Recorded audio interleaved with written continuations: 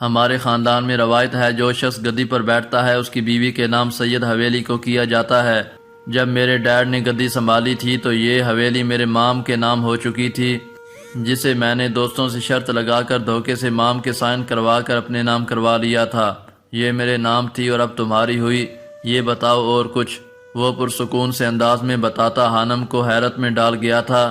وہ منہ کھولے حیرت سے اسے دیکھ رہی تھی۔ اللہ جانے وہ شخص کیا چیز تھا۔ کیا آپ نے صرف زندگی میں دھوکہ دینا ہی سیکھا ہے؟ حانم نے نیند سے بوجھل آنکھیں لیے پوچھا تھا۔ روحان کا چہرہ اس کی بات سن کر فک ہوا تھا۔ کیا مطلب؟ وہ اب تیکھے چتون لیے پوچھ رہا تھا۔ مجھے نہیں لگتا ایک سلفائڈ کو مطلب سمجھانے کی ضرورت ہے، وہ سخت سے لہجے میں کہہ رہی تھی۔ کاغذات والی فائل اٹھا کر بیٹھ کے ساتھ میز پر رکھی۔ یہ حویلی ابھی آپ کے نام ہے، جب میرے نام ہو جائے گی تب بات کیجیے گا۔ آپ چاہیں تو یہ فائل لے جا سکتے ہیں۔ وہ بیڈ پر لیٹ کر کمبل سر تک تان چکی تھی۔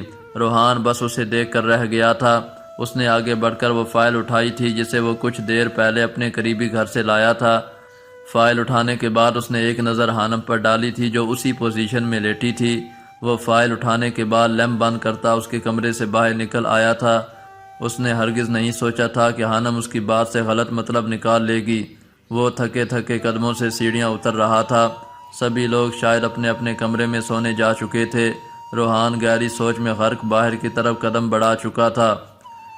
جی وکیل صاحب، جی بس آپ جلدی سے کاغذات تیار کروا دیں۔ عائشہ جبیل فون پر کسی سے مخاطب تھیں۔ کچھ دیر بعد وہ فون بند کر چکی تھیں۔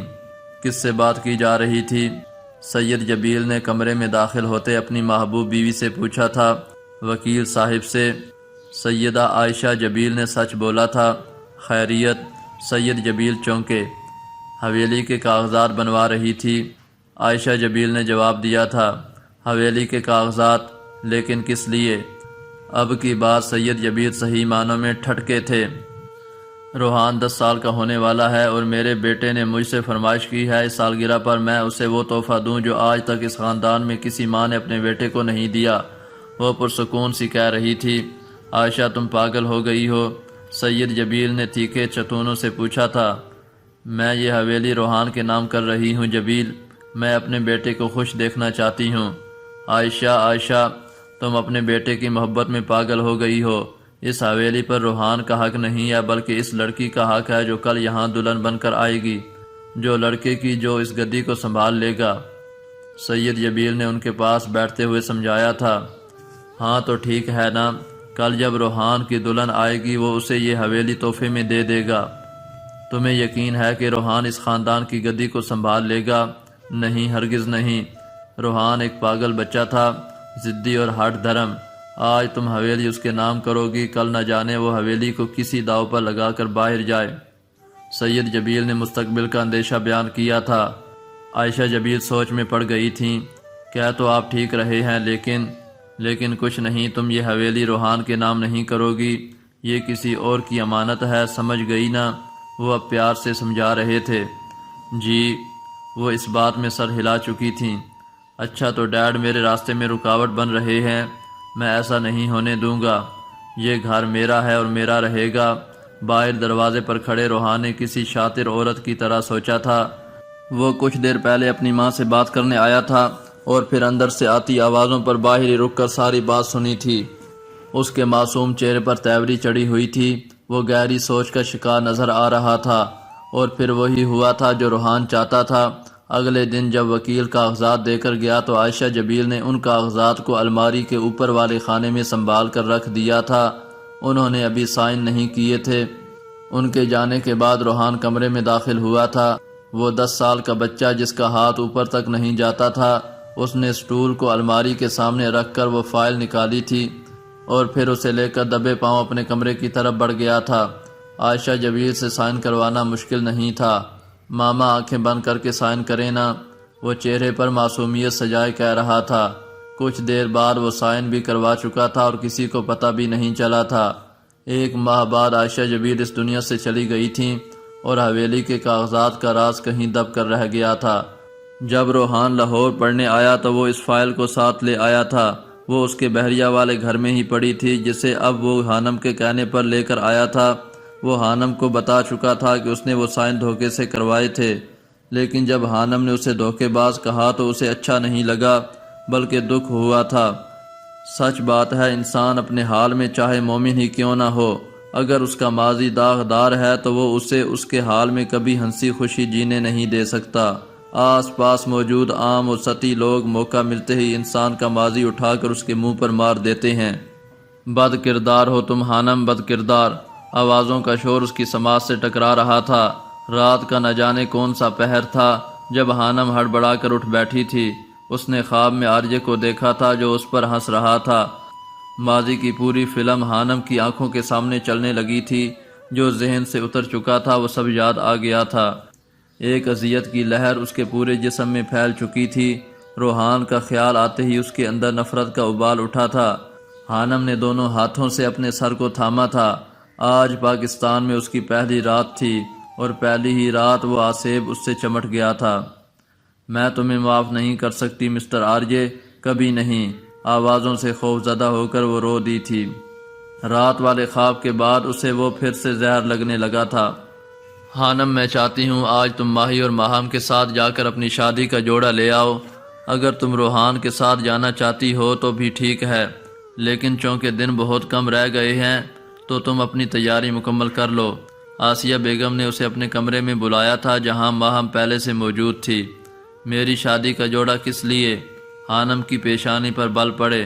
کیونکہ تمہاری رخصتی بھی ساتھ ہی ہو رہی ہے، میں تمہیں پہلے ہی بتا چکی ہوں۔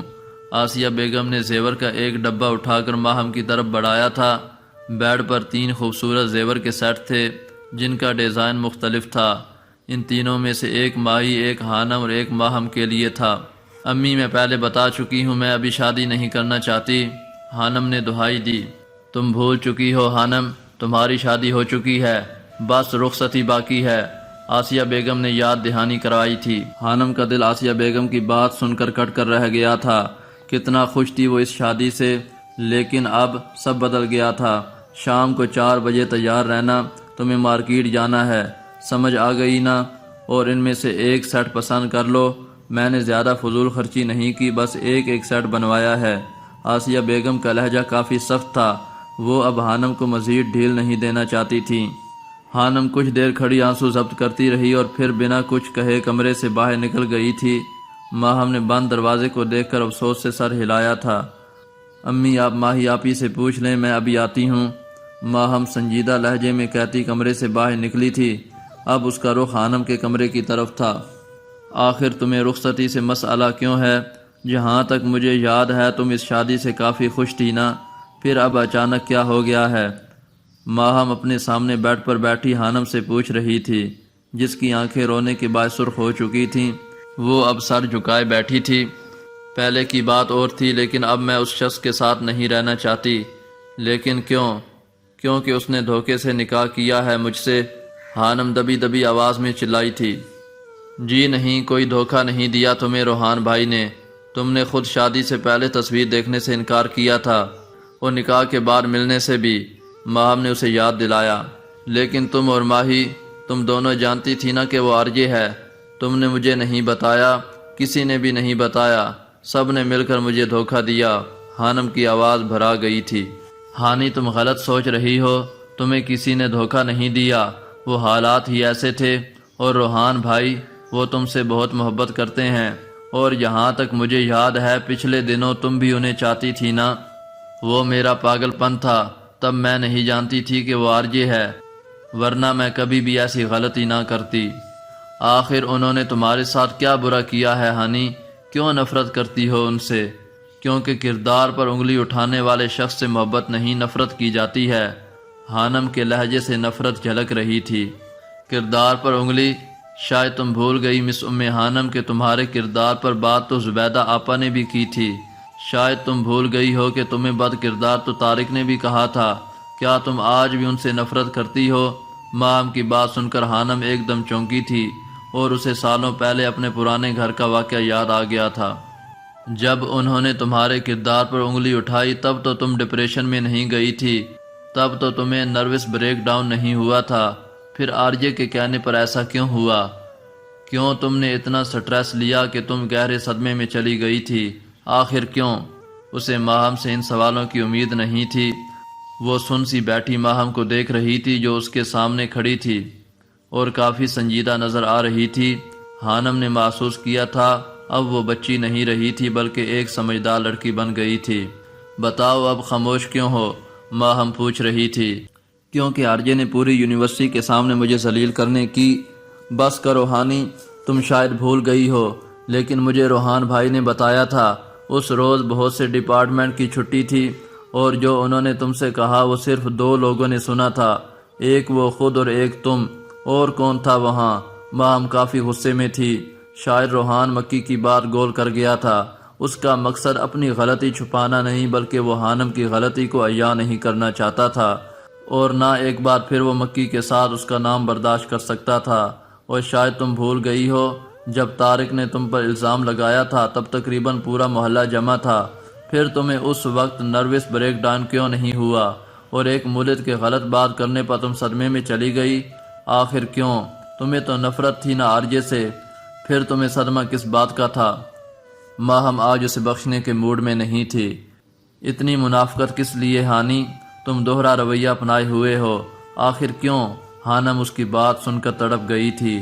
اسے منافق لفظ تیر کی طرح چبھا تھا۔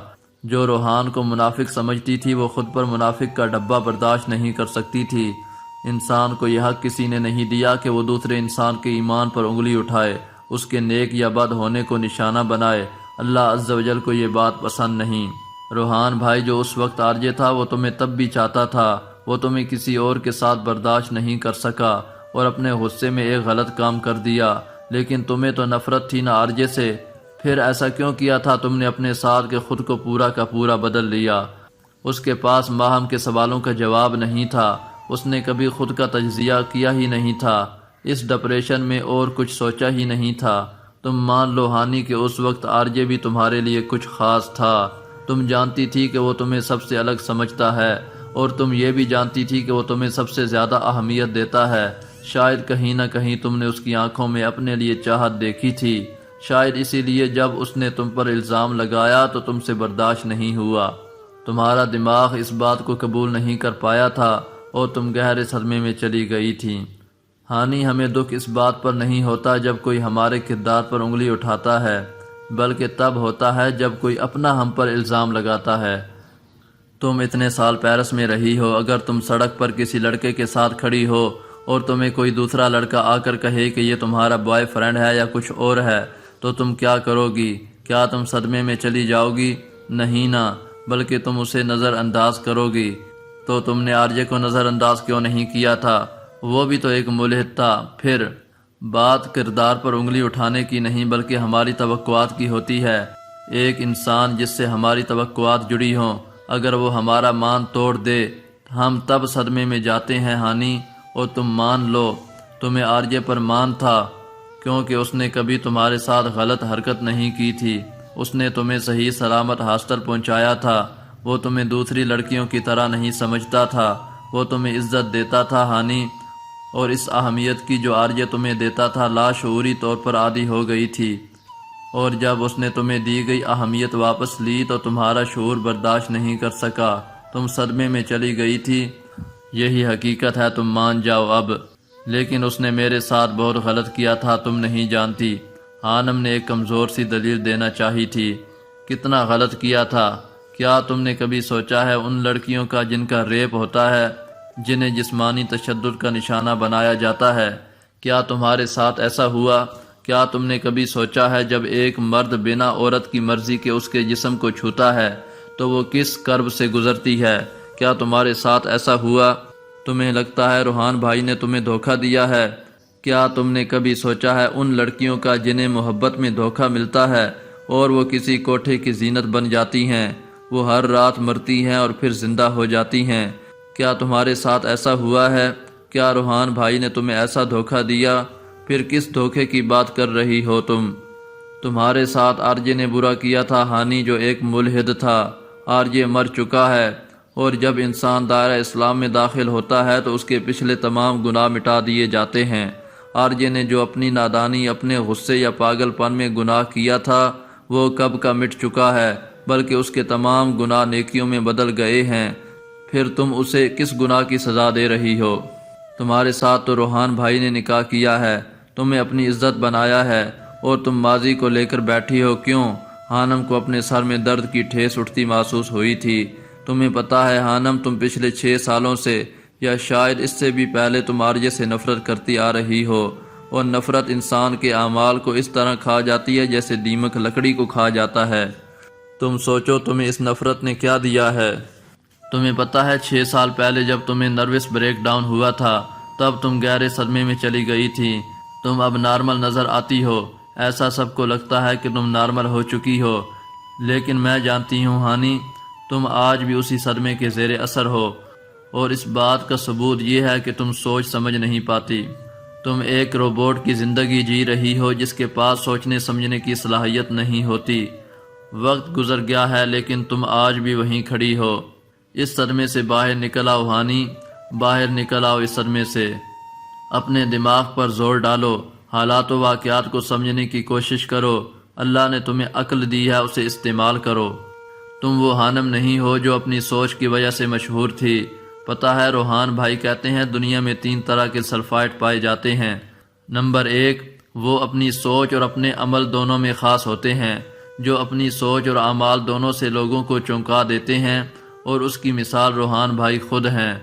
نمبر 2، ایسے لوگ جو اپنی سوچ میں سلفائٹ نہیں ہوتے لیکن اپنی عملی زندگی میں بہت خاص ہوتے ہیں۔ وہ بنا سوچے سمجھے بھی انوکھے کام کر جاتے ہیں، جو ایک خوشگوار اور خاص زندگی گزارتے ہیں۔ جبکہ نمبر 3 پر وہ انسان آتے ہیں جو اپنی سوچ میں خاص ہوتے ہیں، جو انوکھا سوچتے ہیں۔ جیسا کہ تم نے سب کو حیران کر دیا ہے۔ تمہاری سوچ، تمہارے لاجکس، شاید تم بھول گئی ہو، تم اپنے عمل میں نہیں لیکن اپنی سوچ میں سلفائٹ تھیں۔ اس حادثے نے تم سے تمہارا سلفائٹ ہونا چھین لیا تھا، حالانکہ ایسا نہیں ہونا چاہیے تھا۔ تم سلفائٹ تھی، تمہیں مضبوط رہنا چاہیے تھا، لیکن ایسا نہیں ہوا، چونکہ تم ایک لڑکی تھی جو کہ کمزور ہوتی ہے، شاید اسی لیے۔ اپنا خاص پن واپس لے آؤ ہانی، تم ایک سلفائٹ کی بیوی ہو جو دنیا کا سامنا کرنے کے لیے ہر وقت تیار رہتا ہے۔ اگر تم ایک عام لڑکی بن کر نفرت کے جال میں اور ماضی کے گرداب میں پھنسی رہو گی تو تم ہمیشہ کے لیے اپنا سلفائٹ ہونا یعنی خاص پن کھو دو گی۔ تم کبھی ان کے ساتھ قدم سے قدم ملا کر نہیں چل پاؤ گی، تم مشکل حالات میں ان کا ساتھ نہیں نبھا پاؤ گی۔ واپس آ جاؤ ہانم، لوٹ آؤ، نکل آؤ عام لوگوں کی نفرت اور صدمے کی اس دنیا سے جس نے تمہیں بدل کر رکھ دیا ہے۔ ماہم کی آواز آخر میں رند گئی تھی۔ وہ ہانم کا ہاتھ دبائے کہہ رہی تھی، جبکہ ہانم کا چہرہ آنسوؤں سے تر تھا۔ واقعی وہ اندھیروں کی زندگی گزار رہی تھی۔ آج اسے احساس ہوا تھا کہ اس نے اپنی زندگی کے کتنے قیمتی سال برباد کیے تھے۔ وہ چاہتی تو کچھ کر کے دکھا سکتی تھی، وہ چاہتی تو آریہ کو جواب دے سکتی تھی، لیکن وہ بزدلوں کی طرح دماغی توازن کھو بیٹھی تھی اور آج تک ذہنی بیماری کا شکار تھی۔ ایک لڑکی کو اتنا کمزور نہیں ہونا چاہیے کہ وہ اپنوں یا غیروں کی باتیں سن کر صدمے میں چلی جائے، جینا چھوڑ دے، روبوٹ بن جائے، بلکہ اسے حالات کا مقابلہ کرنا چاہیے، اسے ثابت رہنا چاہیے، اسے ثابت کرنا چاہیے کہ وہ کمزور نہیں ہے، وہ مضبوط ہے، وہ سلفائٹ ہے، وہ خاص ہے، اپنی سوچ اور اپنے اعمال دونوں میں خاص ہے، وہ عام نہیں ہے۔ 6 سالوں کے طویل سفر کے بعد بالآخر ہانم آج یہ بات سمجھ گئی تھی، اور کبھی کبھی کچھ برے حادثے ہمیں ایک بڑا سبق دے کر جاتے ہیں۔ وہ سہ پیر 3:30 بجے کمرے سے باہر نکلی تھی، آنکھوں کے پپوٹے رونے کے باعث سوجے ہوئے تھے۔ کیا ہوا ہانی، تمہاری طبیعت ٹھیک ہے؟ آسیہ بیگم نے پوچھا تھا۔ جی ٹھیک ہے، زیادہ سو لی ہوں، شاید اس لیے آپ کو ایسا محسوس ہو رہا ہے۔ وہ زبردستی مسکرائی تھی۔ آج وہ اپنا محاسبہ کر کے آئی تھی۔ وہ جان گئی تھی روحان جبیل سے اس کی شادی خدا کا فیصلہ تھا، اور ایک انسان کے لیے اپنی چاہت چھوڑ کر اللہ تعالیٰ کی چاہت اپنانا بہت مشکل ہوتا ہے۔ وہ جان گئی تھی اسے ایک لمبی جنگ لڑنی تھی، وہ اپنے نفس کے خلاف، شیطان کے خلاف، جو اسے ماضی کی جھلکیاں دکھا کر اسے روحان سے جو اس کا شوہر تھا بس زن کرنا چاہتا تھا۔ اس نے آج سوچنا شروع کیا تھا، اور وہ رات والے خواب کا مطلب سمجھ گئی تھی۔ شیطان کا کام وسوسے ڈالنا ہوتا ہے، اور یہ کام جاری رہنا تھا، شاید تب تک جب تک وہ روحان جبیل سے الگ نہیں ہو جاتی۔ آج اس کا سلفائٹ والا ذہن واپس آیا تھا۔ جب واپس آیا تھا تو اسے ہر چیز صاف نظر آنے لگی تھی، بلکہ وہ سب کچھ بھی نظر آنے لگا تھا جو کبھی پہلے نظر آتا تھا۔ جسے وہ دوسرا جہاں قرار دیتی تھی، جسے وہ کہتی تھی کہ دیکھنے کے لیے بصیرت کی ضرورت پڑتی ہے جو عام آنکھ سے نظر نہیں آتا۔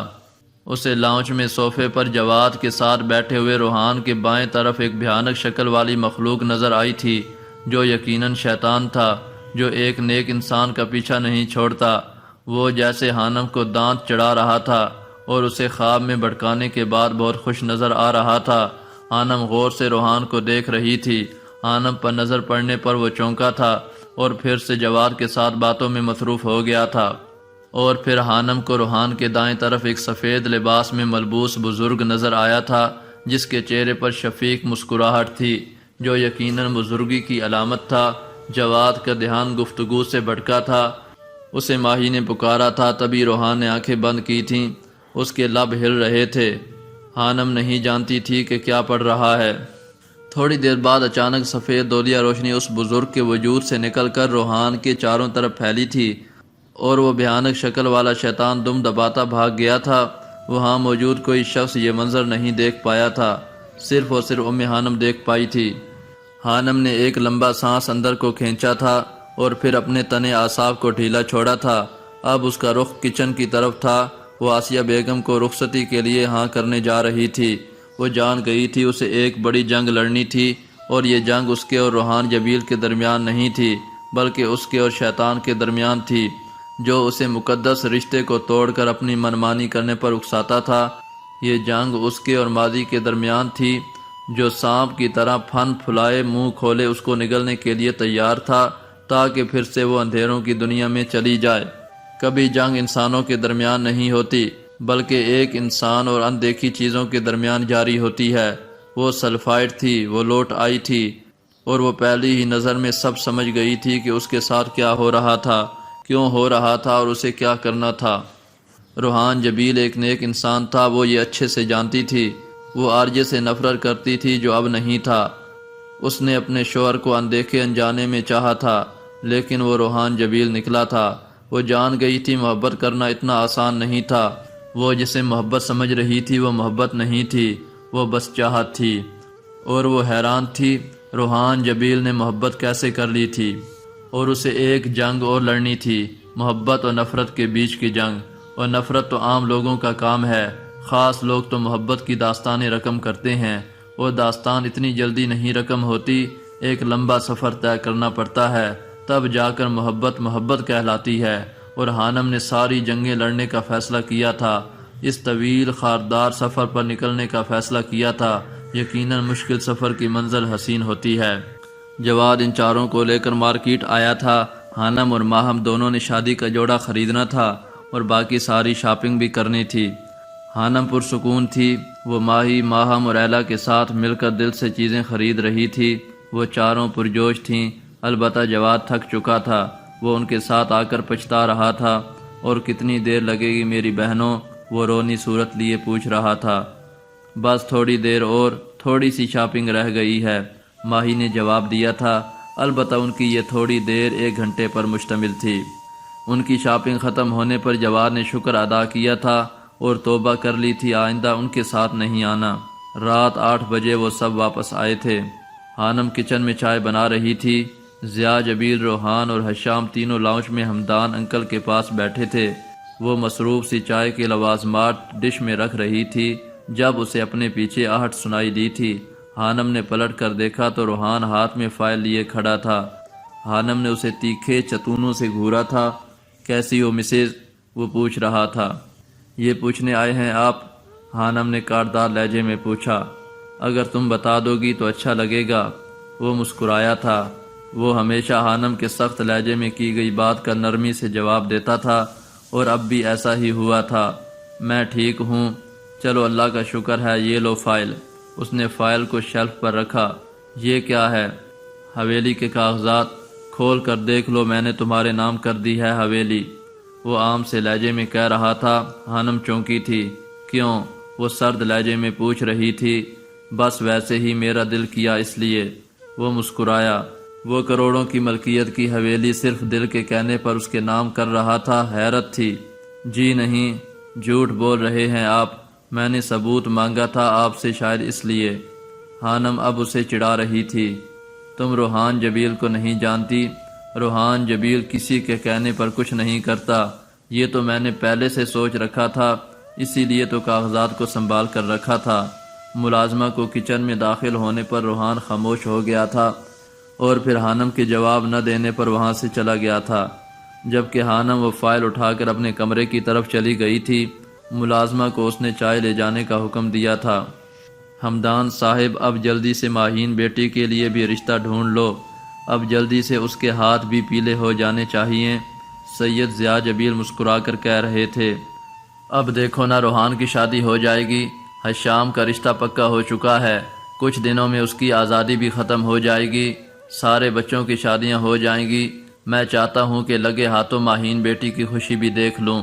حشام کے رشتے کی بات پر ماہی نے شکایتی نظروں سے اس کی طرف دیکھا تھا، جو نظریں چرا گیا تھا۔ انکل آپ پریشان نہ ہوں، لڑکا میں ڈھونڈ چکی ہوں۔ لیکن ماہی نے بات ادھوری چھوڑی۔ لیکن کیا بیٹا؟ وہ حیران ہوئے۔ حمدان صاحب بھی اس کی پسند سے واقف تھے، اس لیے وہ بلا جھجک بتا رہی تھی۔ لیکن انکل، جس کو میں نے پسند کیا وہ انسان کم ظرف نکلا، اسے محبت کی قدر ہی نہیں۔ ماہی کا لہجہ کاٹدار تھا۔